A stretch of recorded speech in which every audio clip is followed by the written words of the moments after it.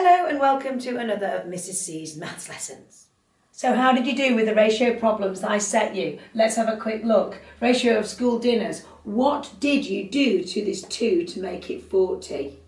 Okay, what did you do? How many 2s are in 40? 20. So one lot would be 20. So for every 40 children having dinners, there were 20 having packed lunches. Similar but different for the other two. How many male employees? 24. Okay, so you needed to look at the relation between that and do the same multiplication for that one to get 24. And 3, 14 beech trees in the wood, therefore the other species added up to 35. Hopefully you did okay.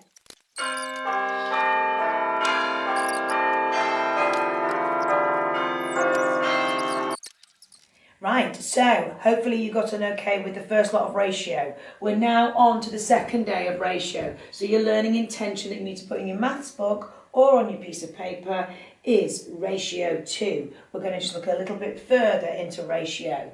Sometimes when you are doing a ratio question, the word proportion will come up. So proportion is like a share of something. It's a synonym really for ratio. It's a proportion, it's something compared to something else. For example, in a recipe, that's always the best way, you will probably hear proportion coming up, okay? So, for example, in this cake recipe, a recipe requires 50 grams of butter per cake. Okay, so that amount of butter will increase in proportion to the number of cakes that you're going to make. So as the number of cakes goes up, the proportion of butter will go up. The share or the ratio of butter to cakes will stay the same, but the amount will go up as the number of cakes go up, like this.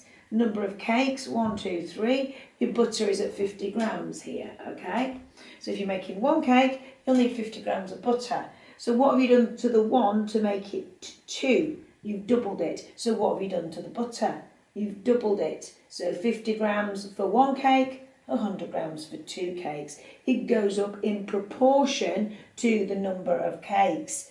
The share increases.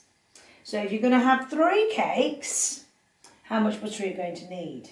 Some of you will have worked it out in your head straight away already. Others, I just want to break it down for you. Just like we've been talking about yesterday with ratio. Whatever you do to one side, you have to do to the other, just like you would with an equivalent fraction or if you're cancelling down a fraction. So, what have you done to the 1 to make it 3?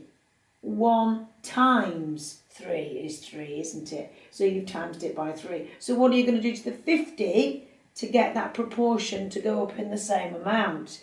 It's going to be times by 3. So 50 times 3 is 150. So of course you're going to need 150 grams of butter for 3 cakes. Let's see if we can work out 4. Okay? So what have we done to the 1 to make it 4? You've times it by 4, haven't you? So what are you going to do to the 50? You're going to make it 4 times bigger. So 50 times 4, 5 4s are 20, 10 times bigger, 250 grams. Let's just do the next couple of steps just so we completely understand how that's getting proportionally larger as the number of cakes get larger, just like a ratio, but a share of that ingredients, not the whole amount of the ingredients. So if you've got 5 cakes, you've times it by 5 to get 5, so you times the 50 by 5.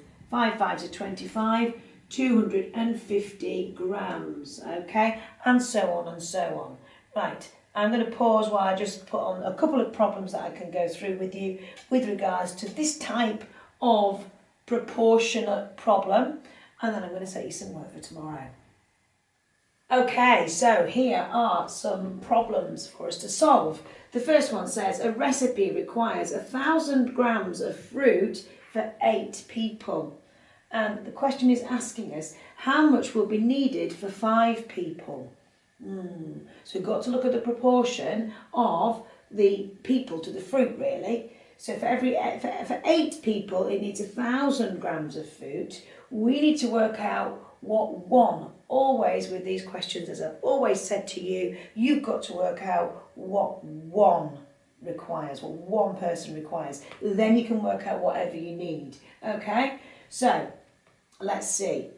There's 1,000 grams of fruit for 8 people. So that pie of 1,000 grams is being divided by 8. So one person is going to need 8 into 1,000. 8 into 1 goes 0. 8 into 10 goes 1 time, remainder 2. 8 into 20 goes 2 times, remainder 4.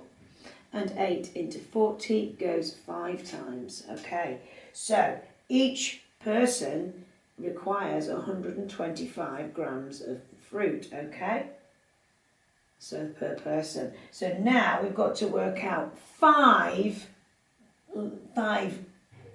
persons, how much fruit 5 people need. So what are we going to do? That one person needs 125 grams.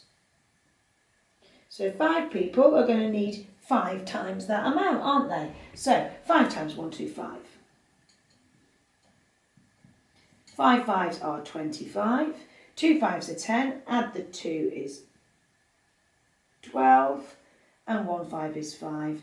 625 grams of fruit is needed for 5 people to have that recipe, okay? So for every 5, 625 grams are needed. That's how you'd write the ratio, okay? Right, so that is the first question. Second question over here. This is a necklace and it's made up with this pattern of beads, okay? So for every 3 red beads we've got 1, 2, 3, 4, 5 green beads, okay? And that pattern repeats. So how many beads are there altogether? Read the question really carefully to find out what it's asking you. If there are 36 red, okay? So let's write out the ratio. So it's 3 to 5, isn't it? Okay. So let's look at that in terms of what we've done to that red 3 to make it 36. Because remember, whatever we do to one side, we do to the other side. I think that's the way through this. So what have you done with the 3 to make it 36? What have you timesed it by? 3 into 36, go 12 times, don't you? So you times that 3 by 12 to get the 36. So you've got to do the same to the other side. Then you'll see the ratio for the pattern when it has got 36 red beads in it, okay? So times the 5 by 12. 5 12s are 60.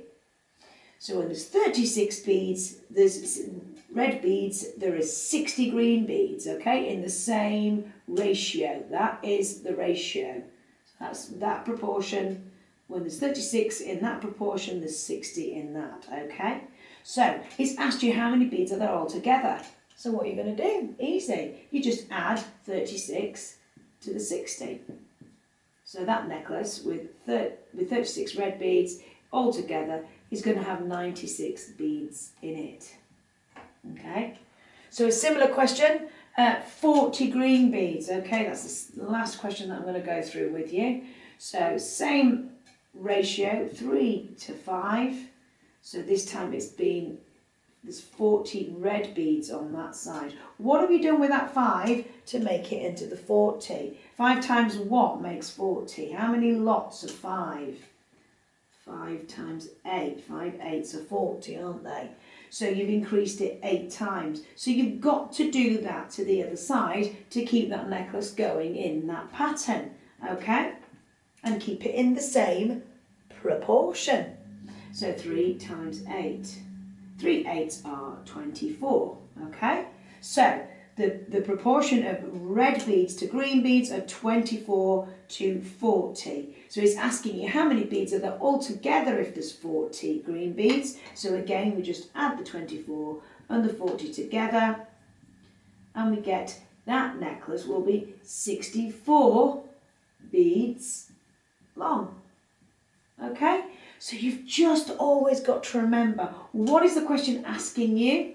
and break it down, remembering whatever you do to one side of a ratio, you have to do to the other. And if you're looking at a proportion question like this, you know, you need to find out what one person requires to then build it up to find out what another number of people require. Just like you would do if you're doubling or quadrupling a recipe. Whatever you do to one portion, you have to do to the others in the same way. Right, I'm going to come back to you in a minute with some questions that you can do, and I'll give you the answers tomorrow. Right, here we are with today's questions.